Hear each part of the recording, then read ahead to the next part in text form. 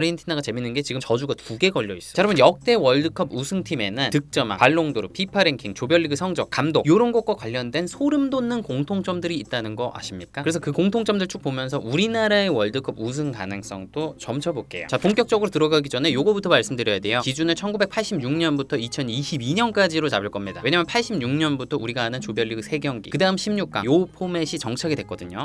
발롱도르 수상자는 노노. 자, 월드컵 직전에 발롱도르를 탄 선수를 보유한 팀이 우승한 적이 한 번도 없습니다. 결승까지 올라간 경우는 있었는데 다 졌어요. 자, 그리고 재밌는 게 2022년 카타르 월드컵 때 요 징크스가 깨질 뻔했거든요. 왜냐면 21년도 발롱도르 수상자가 메시였단 말이야. 근데 카타르 때 아르헨티나가 우승했잖아요. 그러면 요 징크스가 깨지는 건데, 이례적으로 카타르 월드컵이 겨울에 열리면서 그 딱 한 달 전에 벤제마가 발롱도르를 받아요. 근데 벤제마가 프랑스 사람인데 프랑스가 또 우승을 못했죠. 야, 정말 소름 끼쳐. 자, 그러면 이번 월드컵 직전에 발롱도르 수상자 누구예요? 덴벨레입니다. 프랑스예요. 그러면 프랑스가 또 우승을 못할래나? 자, 그러면 왜 발롱도르 수상자 있는 팀이 우승을 계속 못했을까요? 당연하게도 축구는 한 명만 잘한다고 되는 스포츠가 절대 아니니까요. 그리고 발롱도르급 스타가 있으면 그 선수한테 너무 의존하는 경향이 있을 수도 있어. 근데 그러다 보면 준결승, 결승 이렇게 중요한 경기 때 안 돼요. 왜냐면 상대 팀이 그 선수만 집중적으로 맞거든. 원래 축구 선수들끼리 제일 굴욕이 뭔지 아세요? 상대팀 스타한테 해트트릭 당하는 거. 왜냐면 우리가 알고도 당한 거거든. 그러니까 그럴 일은 절대 없게 하겠다. 이런 게 선수들의 좀 기본 마인드죠. 피파 랭킹 1위의 저주. 자, 피파 랭킹이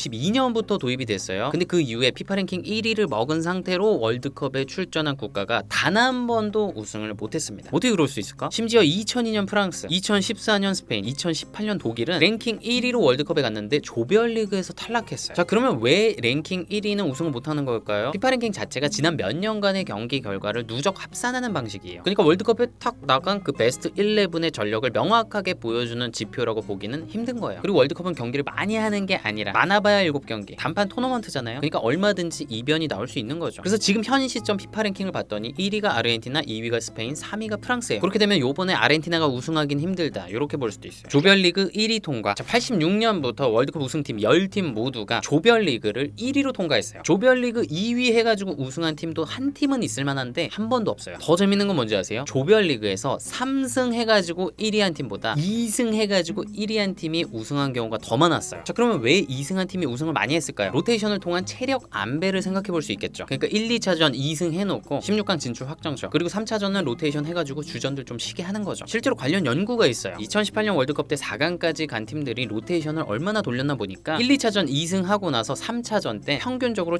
7.75명의 주전을 교체했어요. 그러니까 토너먼트 단계 올라가서 주전들의 체력이 괜찮았다는 거예요. 그 증거가 그 연구에 있어요. 조별리그 2차전 때보다 16강전 때 핵심 선수들의 최고 스피드가 더 높았다는 거예요. 우승팀의 득점왕은 없어요. 자, 정말 재밌는 게 2002년 브라질이 우승할 때 호나우두가 득점한 거 빼고는 우승팀의 득점왕이 없었어요. 득점왕들은 대부분 준우승, 4강, 8강 막 이랬어. 자, 그러면 왜 우승팀의 득점왕이 많이 안 나오냐? 일단 월드컵은 최대 7경기밖에 안 하잖아요. 그러니까 한두 경기에서 약팀 만나가지고 흐름 타가지고 확 몰아넣으면 바로 득점왕 순위권까지 갈 수 있어요. 실제로 94년에 러시아의 살렌코라는 선수는 팀은 조별리그에서 탈락을 했어요. 근데 조별리그에서 6골을 넣어서 공동 득점왕이 됐어요. 그리고 월드컵 토너먼트는 기본적으로 득점이 잘 안 나죠. 연장전 승부차기도 많이 가고, 그렇게 득점이 많이 안 나다 보니까 한 골차, 두 골차, 그 작은 차이로 승부가 나죠. 그러니까 우승을 했다고 해서 그 팀에 꼭 득점을 많이 한 선수가 있는 건 아니다. 자, 그리고 득점왕뿐만 아니라 MVP도 우승팀에서 잘 안 나와요. 최근 10개 대회 중에서 딱 3번만 우승팀에서 MVP가 나왔어요. 자, 그럼 왜 우승팀에서 MVP가 많이 안 나오냐? MVP라는 상 자체가 준우승팀의 영웅한테 주는 경향이 있다는 거예요. 기본적으로 피파 기술위원회가 명단을 막판에 꾸리고 결승전이 끝나면 언론인들이 투표를 하는 방식인데, 그 과정에서 어떤 스토리, 서사가 고려가 된다, 그런 얘기가 있어요. 자국민 감독. 자, 요거는 많이 아실 거예요. 86년 이후 모든 우승팀의 감독은 자국민 감독이었어요. 외국인 감독으로 결승까지 간 팀은 있긴 해요. 근데 역대 딱 2팀밖에 없어. 그것도 1958년, 78년 막 이래요. 그리고 최신 데이터 카타르 월드컵 때를 봐도 외국인 감독 있는 팀이 9팀이었거든요. 그중에 8강 이후까지 살아남은 팀이 한 팀도 없었어요. 자, 그럼 왜 그런 경향이 있는 걸까요? 기본적으로 외국인 감독을 데려온다는 게 뭐예요? 축구 강국의 감독을 데려온다는 거죠. 그러면 그 팀이 우승하긴 힘들 수 있고, 반대로 축구 강국은 무슨 딴 나라에서 감독을 모셔와? 우리나라에 좋은 감독이 얼마나 많은데. 그래서 좋은 선수와 좋은 감독, 시너지, 우승, 이렇게 되는 거죠. 자, 그리고 외국인 감독의 성적을 내기 어려운 이유로 이런 게 있어요. 일단 말이 안 통하잖아요. 그러니까 디테일한 소통이 어렵다. 근데 반론도 있어요. 카펠로 감독 같은 경우는 요거는 축구다, 단어 20개만 있으면 된다. 근데 생각해보면 히딩크 감독도 뭐 한국말을 한 건 아니니까 통역 잘해주면 되지 않을까 싶기도 해. 그리고 외국인 감독은 그 나라의 정치적인 걸 좀 이해를 해야 되는 부분이 어렵겠죠. 옛날에 스위스 대표팀 감독을 했던 영국의 호지슨 감독이 뭐라 그랬냐면, 스위스는 사실상 3개의 나라다. 독일어권, 프랑스어권, 건 이탈리아 거. 미묘한 이런 것들이 있기 때문에 그런 걸 잘 이해해야 됐다. 이런 얘기래요. 자, 근데 그런 것들이 오히려 외국인 감독의 장점이기도 하죠. 내부의 파벌, 학연, 지연, 혈연, 고정관념 이런 걸로부터 자유로울 수 있잖아요. 히딩크 감독도 그랬죠. 그 전에는 축구협회에서 특정 선수를 추천한다 그런 얘기가 많았는데 외국인이니까 실력만 보고 뽑는 거죠. 자, 그래서 이번 월드컵 때 자국민 감독을 가진 팀이 몇 팀이냐? 48개국 중에 19개국이에요. 대표적으로 프랑스, 독일, 스페인, 아르헨티나, 일본 그리고 한국. 그리고 여기서 감독 관련해서 또 재밌는 얘기를 하나 드리면 최근 10개 우승팀의 감독들의 선수 시절 포지션을 보니까 공격수 출신이 딱 한 명이에요. 그리고 94년에 브라질을 우승시켰던 파에이라 감독은 비선출이고 나머지 8명은 다 미드필더 혹은 수비수입니다. 아무래도 전체를 내다보는 포지션에 있는 선수들이 감독하면 좀 잘하는 경향이 있는 것 같아요. 클럽 축구에서도 보면 가르디올라, 지단, 엔리케, 아르테타, 알론소, 콘테 다 미드필더 출신이에요. 물론 퍼거슨 감독은 공격수 출신. 자, 그렇게 해서 다시 정리를 해보면 우리는 자국민 감독 그리고 수비수 출신 할 수 있어. 이렇게 월드컵 우승 얘기하니까 진짜 저 죽기 전에 월드컵 우승하는 거 한 번만 봤으면 좋겠습니다. 저는 개인적으로 그렇게 월드컵 우승한 나라에 가서 그 나라 시스템은 뭐가 그렇게 다른지 좀 공부를 하고 싶어요. 자, 근데 여러분 그렇게 해외여행 갔을 때 이 상황 다 아시죠? 비행기 딱 도착했어요. 이제 여행 시작해야지 하는데 폰이 먹통이야. 로밍하거나 현지 심카드로 교체를 해야 됩니다. 근데 로밍은 좀 비싸죠. 그리고 심카드 교체는 바늘 찾아가지고 꽂아야 되는데 그게 필요할 때 꼭 안 보여요. 또 귀찮아요. 그래서 요즘 많이 쓰는 게 e심인데요. 오늘 소개해드릴 건 세일리 e심입니다. 보안 분야에서 아주 유명한 노드 VPN에서 만든 서비스예요. 사용 방법이요 정말 간단합니다. 앱 설치하고 도착한 국가 선택하고 원하시는 데이터 용량 고르고 결제하면 끝이에요. 몇 번 터치만 하시면 바로 여행 시작입니다. 자, 세일리 e심만의 장점도 많아요. 일단 200개 이상 국가에서 사용 가능하고요. 로밍 대비 가격이 훨씬 저렴하고 1기가부터 무제한까지 필요에 따라 다양한 플랜을 선택하실 수 있습니다. 그리고 광고 차단 기능도 있어요. 그게 또 데이터를 아껴줍니다. 개꿀이죠? 자, 여기 화면에 보이는 QR코드를 찍으시거나 쿠폰코드 REALKIM을 입력하시면 15% 할인을 받으실 수 있습니다. 또 이번에 축구 보러 미국, 캐나다, 멕시코 가시는 분들을 위해서 북미 플랜 데이터 요금제를 무려 35% 할인한다고 합니다. 자세한 내용은 더보기란 확인 부탁드립니다. 자, 그리고 1962년 이후에 월드컵을 2번 연속으로 먹은 팀이 없습니다. 아르헨티나가 재밌는 게 지금 피파 랭킹도 1위, 직전 월드컵에서도 우승, 저주가 2개 걸려있어. 자, 그럼 왜 월드컵을 연속으로 우승하는 게 힘들까요? 아무래도 저번에 해봤잖아. 그러니까 배고픔, 동기부여가 좀 떨어질 수 있겠죠. 그리고 저번에 우승을 했다 보면 어때요? 그 멤버 그대로, 그 전술 그대로 가는 경향성이 있을 수 있단 말이에요. 요번에 아르헨티나도 2022년에 우승했던 멤버 중에 17명이 그대로 왔어요. 그리고 핵심 멤버들의 나이가 4살 늘었죠. 기량이 예전만큼 안 나올 수 있죠. 자, 그리고 역대 우승팀의 평균 나이는 26.91세입니다. 이번 월드컵 우승 후보 중에 그 우승국 평균 나이랑 가장 가까운 나라들이 스페인, 프랑스입니다. 멤버도 좋고 나이도 딱이야. 26세, 7세. 여기가 체력적으로도 괜찮고 경험적으로도 괜찮은 나이거든. 축구 선수의 전성기. 자, 그리고 우리나라는 평균 나이가 27.32세예요. 우승국 평균보다 조금 높아요. 자, 그리고 우승팀의 주장 얘기도 재밌어요. 일단 최근 10개 우승팀 중에 주장이 공격수인 경우가 딱 2번밖에 없습니다. 나머지는 수비형 미드필더나 다 수비수예요. 아니면 골키퍼. 그리고 역대 우승팀 주장은 대부분 A매치 100경기를 넘겼어요. 그 예외가 둥가랑 마라도나인데 그 선수들도 91경기. 그래서 이번 월드컵 우승 후보들의 주장을 쭉 보니까 대부분 100경기를 넘겼는데 스페인의 로드리가 61경기. 많이 떨어집니다. 과연 스페인이 우승할 수 있을까요? 자, 그럼 주장이 100경기 이상 뛴 게 왜 중요하냐? 이렇게 경험 많은 전설적인 존재가 팀을 싹 잡아줘야 월드컵 같은 무대에서 성적을 낼 수 있다는 거죠. 우리 손흥민 선수도 A매치 130경기 이상 뛰었어요. 든든해. 자, 그리고 이것도 정말 재밌는데 이거는 우승팀이 아니라 월드컵 결승전에 진출한 모든 팀에 바이에른 뮌헨, 인터 밀란의 선수가 있었습니다. 단 한 번의 예외도 없었어요. 자, 그럼 이번 월드컵 때 인테르 선수 보유한 국가가 어디예요? 아르헨티나, 프랑스, 크로아티아, 네덜란드, 튀르키예, 스위스. 뮌헨 선수 보유 국가는 독일, 프랑스, 잉글랜드, 일본, 크로아티아, 콜롬비아, 오스트리아. 그리고 대한민국. 우리